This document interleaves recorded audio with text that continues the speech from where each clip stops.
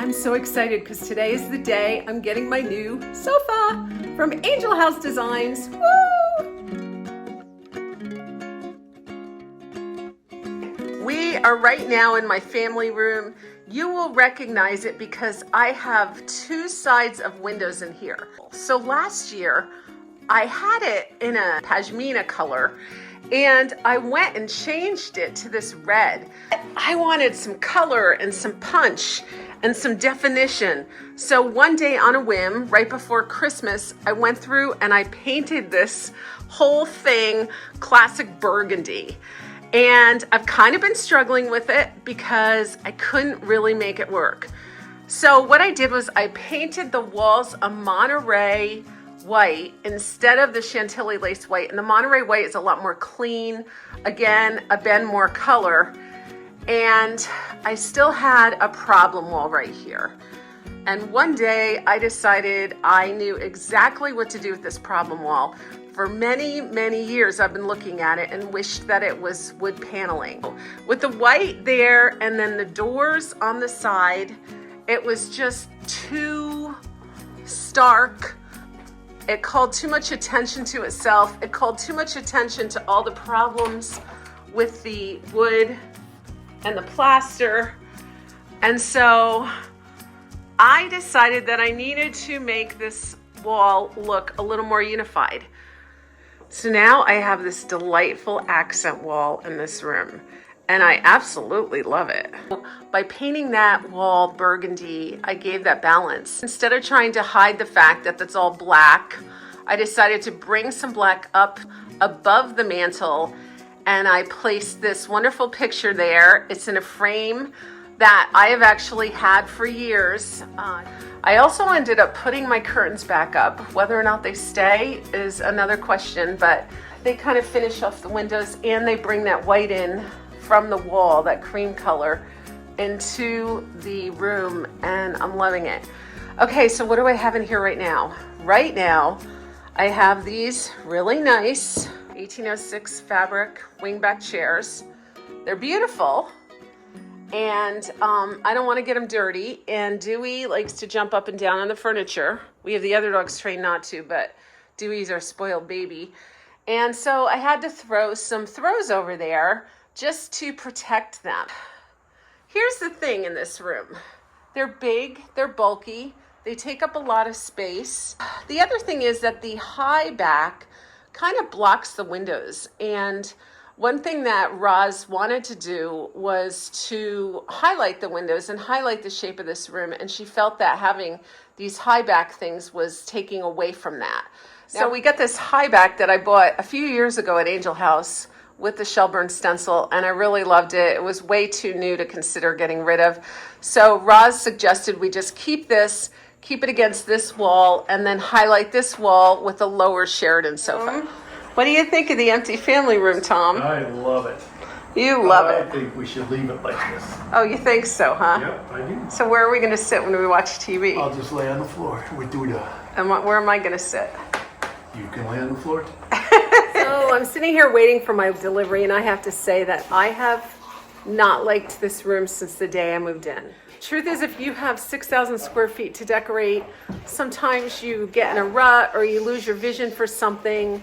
I have to continuously go out to like museums and look at other homes and get ideas to be able to see things in a fresh light. But sometimes all you need is a really good person to come in. And Roz is so amazing because she grew up with her parents doing Angel House and Sarah Furniture, and so she grew up in the whole colonial, primitive kind of furniture design, and she's got such a good eye. I trust her. She came up with this great design for the Sheraton.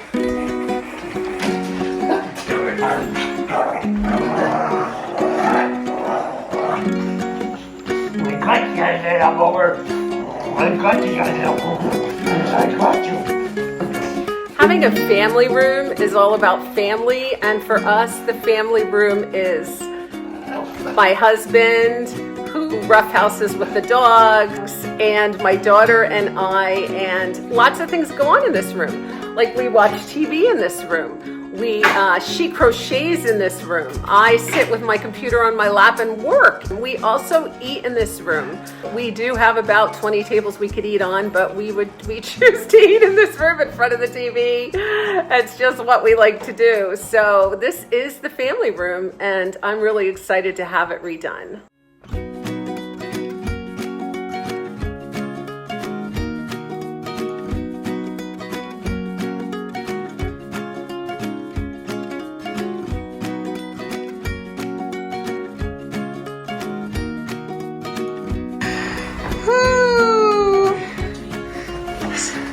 There you go. Oh, that's wonderful. That is so beautiful.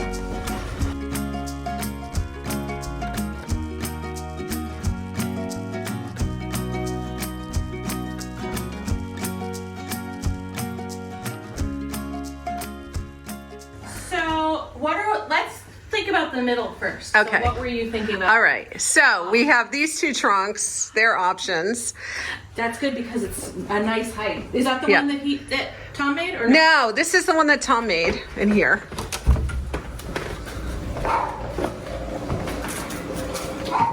Let's try both of them, just for the heck of it. Okay. Did you want to see the tavern table? Yeah.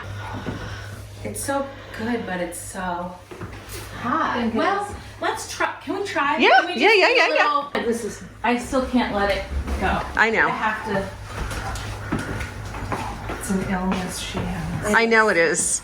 I expected it, so I had everything all ready in my head. All right. Too high. Too if it was high. 25, it would be perfect. But 24 or 25 is a perfect height for a tavern table in a family room or with a sofa. But when you go higher, it's like you almost have to stand.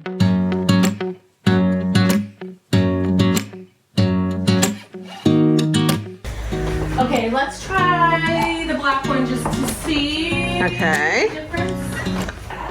I don't know. I think it should be the brown, definitely.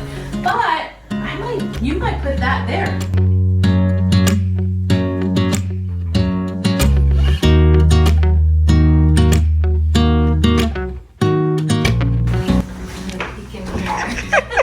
Can I Peek in the front room too.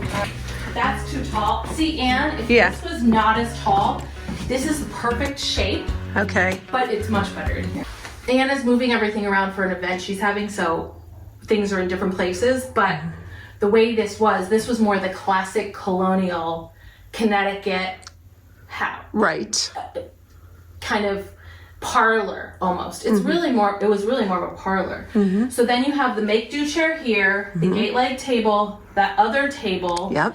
And then if we could find an antique chair for this spot that is probably not more than 46 inches high, kind of along the lines of the Deerfield Parsonage chair with like a little bit of elegant detail, but still really simple, but on the antique side, and the leg has to be either, like it shouldn't be tapered, it should be either turned or carved or something, like more Connecticut.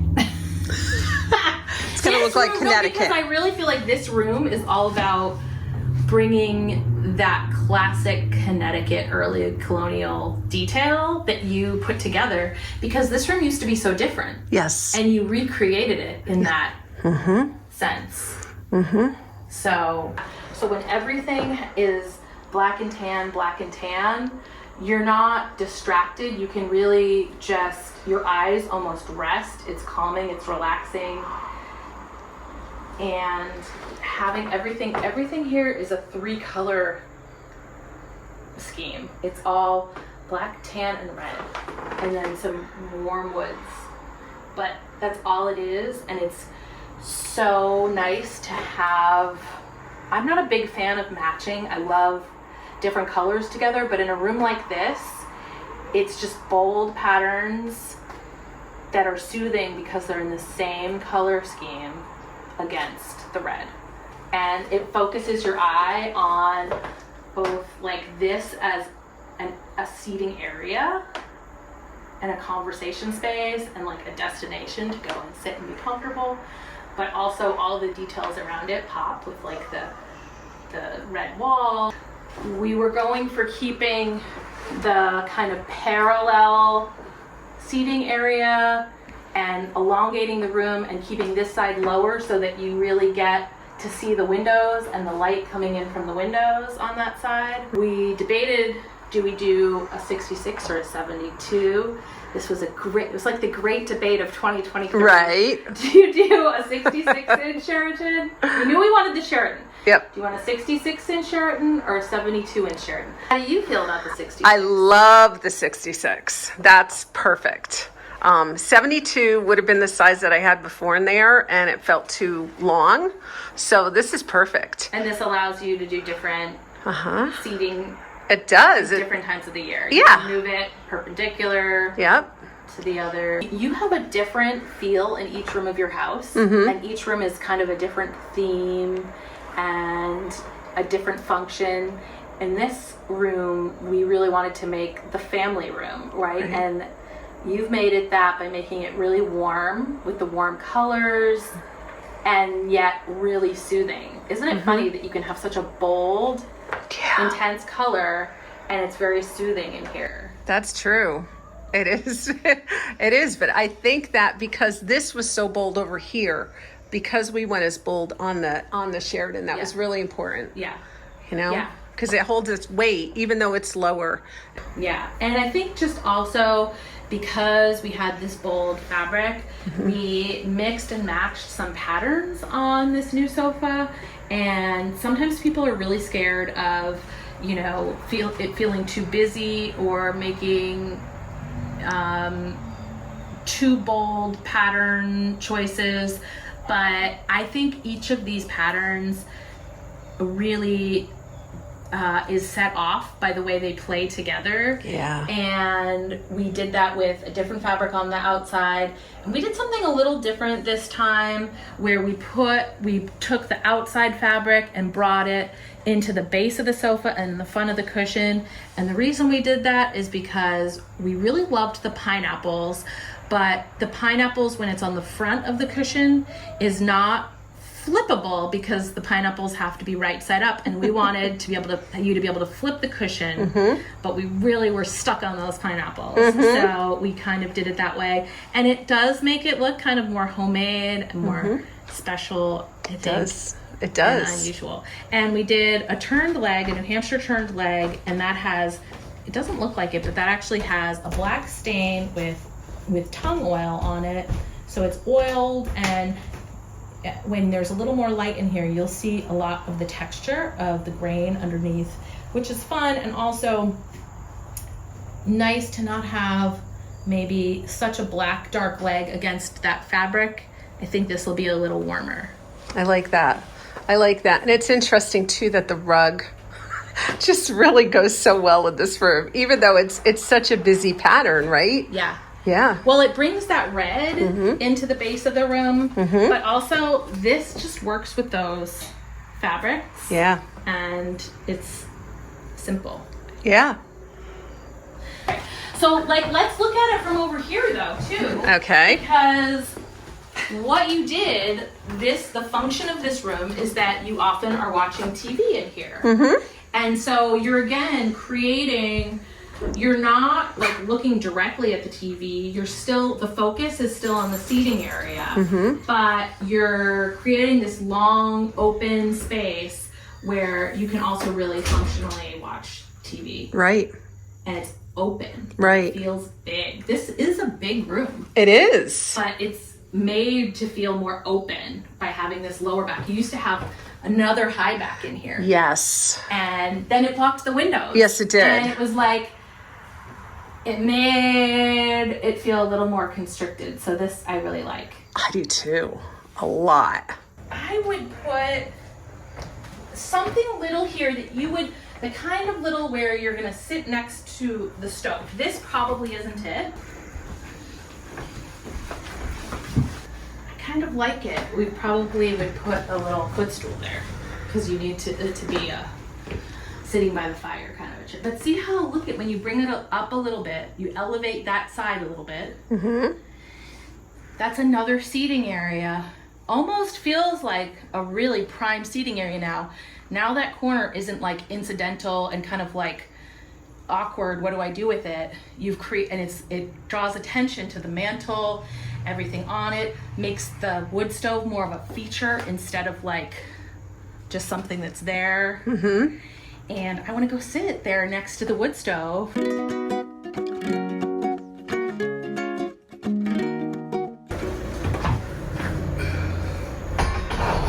I feel like we have another one that's half that size, don't we?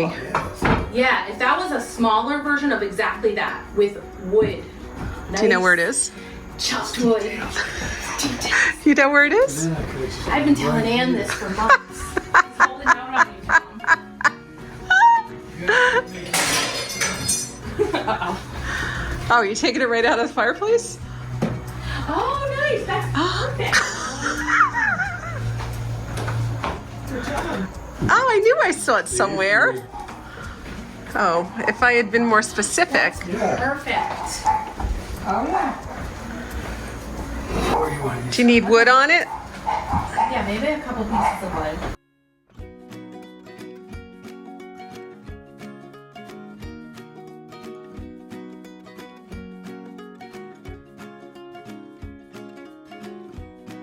The fact that we now have the light side up of the black and tan against that red.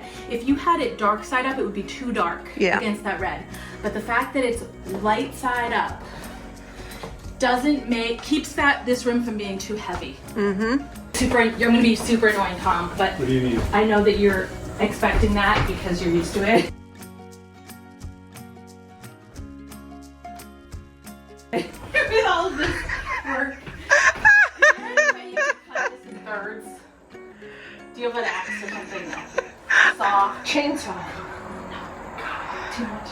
And it's okay to say no. A little bit. Yeah. This one's, I mean, it's good, but you know. Tom's working on that. It's in progress. What are we gonna put in the middle here? What would you like to put in the middle there? Can I take one of these?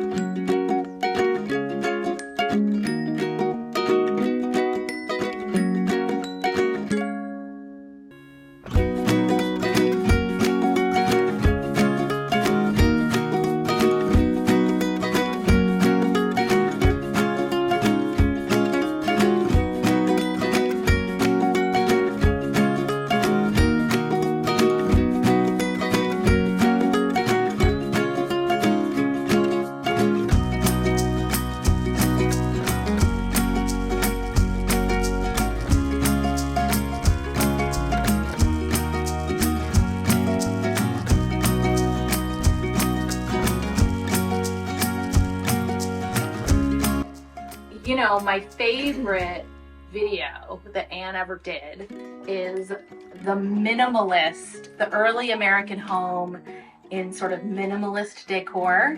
And if people ever mention your channel to me, I direct them to that video because I really love how it focuses on forms. The minimalism allows you to still have really detailed, beautiful, authentic objects and notice them more.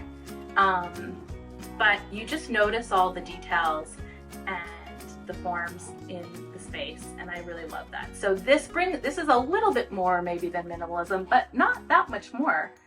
And you know, you can have different looks at different times of year. Like if you had no curtains, that would be a totally different look. So I really like this room a lot. And I think the biggest change in here is actually the red wall, which kind of completes the space. Mm-hmm. It makes that wall make sense.